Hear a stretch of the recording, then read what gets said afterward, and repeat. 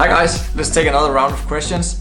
Max is 4 now, so I feel like I'm in the mood for answering questions. I feel like that's what I'm doing all day long. Dad, why is this? Why is that? Well, let's take some of the questions from you guys, which is a little more intelligent questions. So the first one here, when you have an established website, how much content do you have to publish to keep it going? Would 1 per week or less be okay? What should I do if I have a smaller niche and after 300 articles, that's everything about it? How do I keep it at the top of Google without new content? That's a really good question, and you'll hear a lot of talk online about that you need to do this or that, or you need that publishing schedule and something like that. And there's just no such thing. You don't need to keep publishing. I have sites that have been sitting in Google for many years that I haven't touched with any new piece of content for years, and it's still pulling in the same amount of traffic every month. Unless somebody else comes along and writes a better article, all the articles are just sitting there like clockwork and earning me money every month. And that's also why this whole business model is extremely passive, because when you get to that point, and if you don't have sort of a crowd that you need to please with new content, if you don't have an email list and an actual community around your site, if you did build it like a passive business, you can totally do this. Just put the articles there, let them sit there, just give them time to rank, and after they are starting to pull in the traffic, you don't need to touch that site like ever again.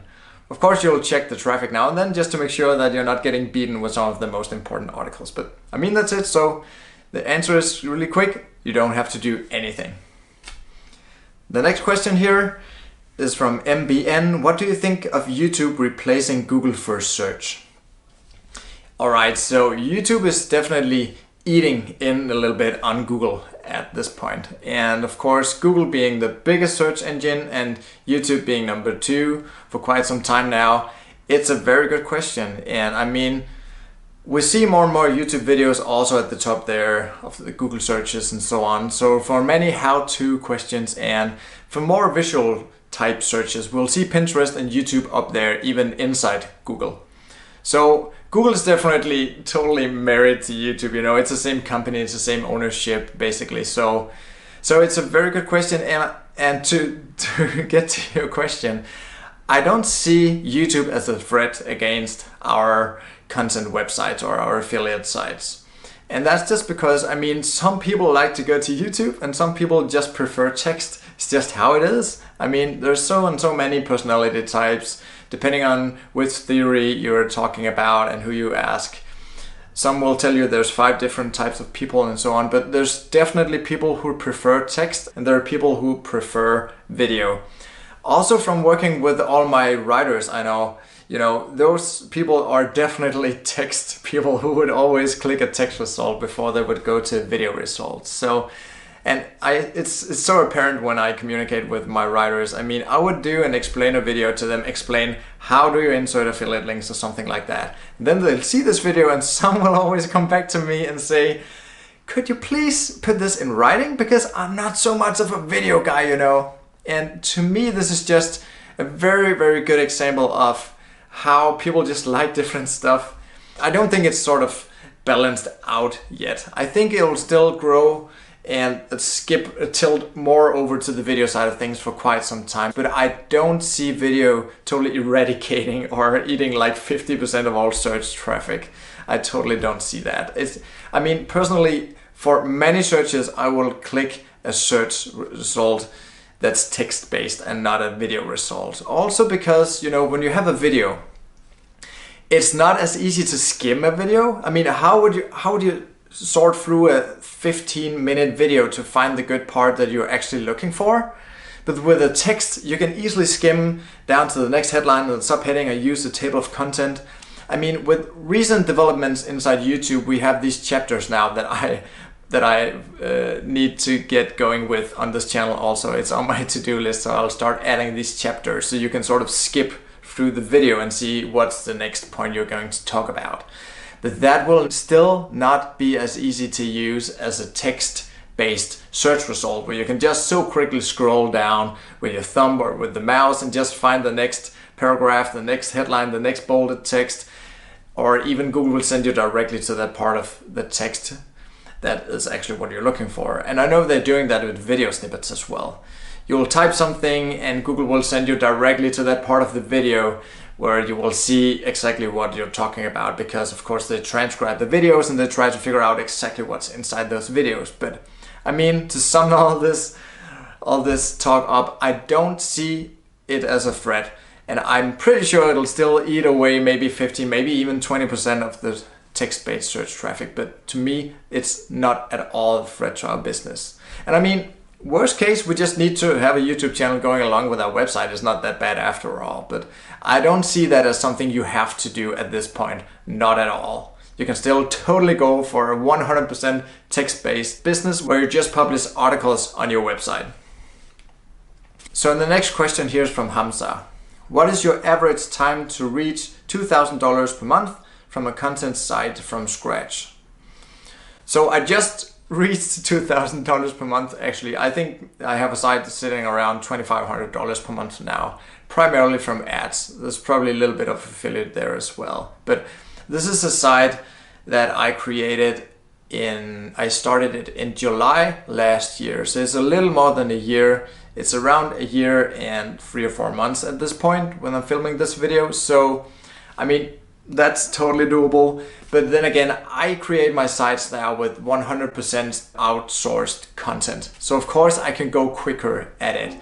But this guy that I have writing for this site, he's a machine. He's churning out almost 1 article per day right now. So this site does have a lot of content on it, but he hasn't done so like every day. I think the site has around 350 articles now after 15 months. And for sure, when you do the math, of course, all that content cannot have matured yet. We know that it takes around 6 to 10 months for an article to get to the point where it will get the traffic in Google that it will eventually get. So, I mean, at least 1/3, I would guess 50% of the articles on that site still has to mature. So if I did nothing to the site at this point, I'm pretty sure it will at least double in traffic. So it will definitely go to closer to $5,000 per month. But I think if I just, well, you still need time for those first articles to rank.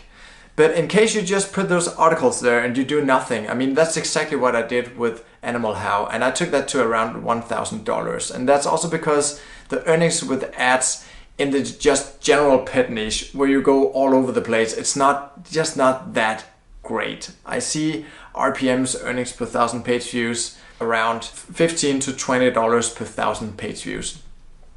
And I mean, in my book, that's great, that's good.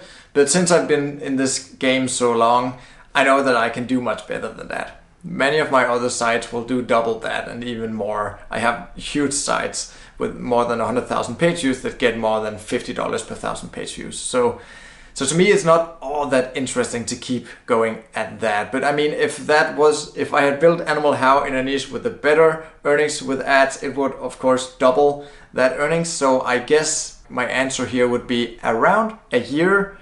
And at that point, of course, also if you just leave it there, you don't do anything more with it, all those articles that you posted within the last 6 to 8 months will still climb for a long time to come.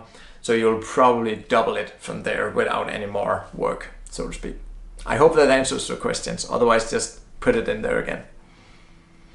Next question, this is from Eugene. Hi Morten, what is RPM? What RPMs are you getting now? It's almost end of May. And sorry, Eugene, I didn't get to your questions sooner. I have so many questions from you guys that they just pile up. I see some grow over $30 with Mediavine. What about AdFry? So I'm not going to talk about the RPMs in May, but they definitely were much, much better than what I saw in March and April. So during March and April, all the RPMs, the earnings per 1,000 page views with ads, they just plummeted totally. They just died down because of the coronavirus and all that stuff. So this ad index that indicates how much you will earn with ads over time in general across all niches, it's very, very much connected to the stock market. So if you take the Dow Jones or just some other index that will show you some of these huge stocks and you see the development over time, you will have this ad index just mimic that curve 100%. When it goes down, ad index go down, and if the stocks go up, the ad index goes up, and we'll earn more with ads. So you can basically just check that, or you can also check the ad index that Zoic is showing you. You can just go to this link here to see how that's developing over time. But right now, I mean, it's just awesome to have ads on your site because we just finished the best quarter ever. I believe this third quarter, according to Zoic, has been the best quarter so far in all history of display ads. So that's really awesome. That also means that we are definitely heading into a very, very sweet holiday season, starting out with Black Friday and Cyber Monday and just going into the whole Christmas season here. So that'll be awesome. And I'm very happy that the ads sort of bounced back that quickly. So the next question here is from I Am Ran. If I'm not that familiar with the topic and I find questions or keywords that nobody has written on, then how can I come up with good blog posts that answer the question? So I believe we've been over this once before.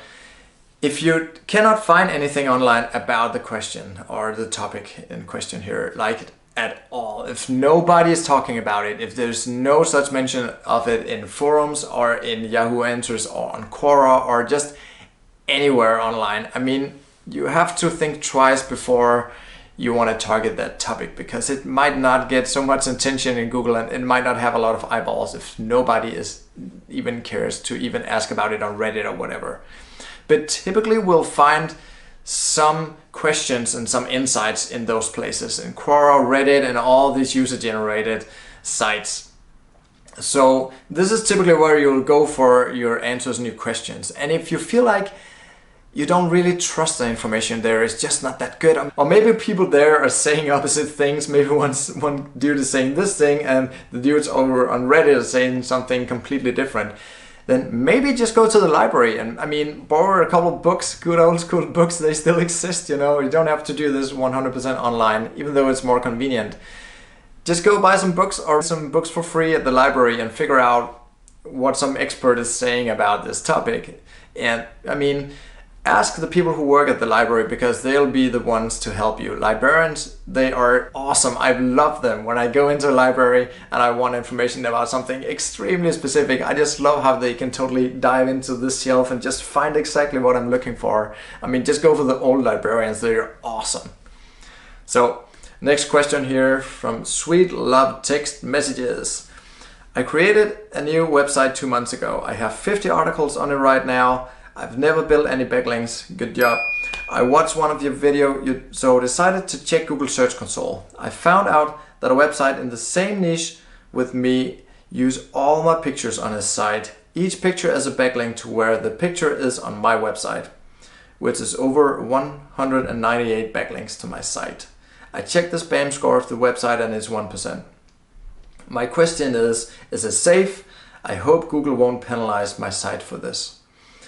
So I totally get where you're coming from. The first couple of times that I saw this, I was just shocked and just started panicking right away because it looks like spam content.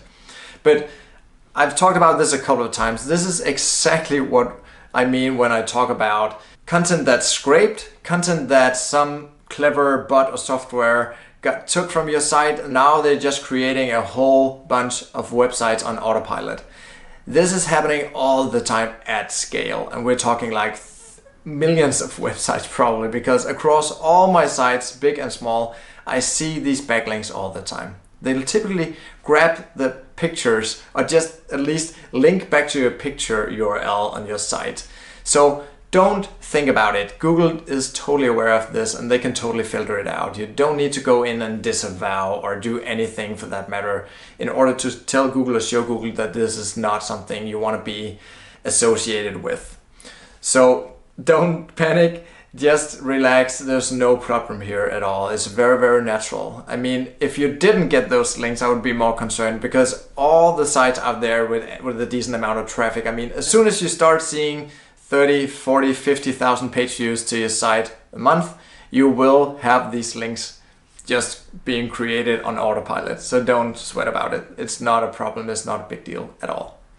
It's a little bit annoying because you have to sort through all these if you want to check the actual links to your site. And if you're using Search Console, SEMrush, Ahref, or whatever, and since you're talking about checking the spam score, I mean, don't even bother, because I mean, these numbers, the spam score, is just something that some clever SEO tool made up, and it doesn't really make any sense in the real world. So just ignore it and be happy that you have these links, because I mean, it's probably just a sign to Google that you are just like any other good site out there with a decent amount of traffic, because these links, they will come.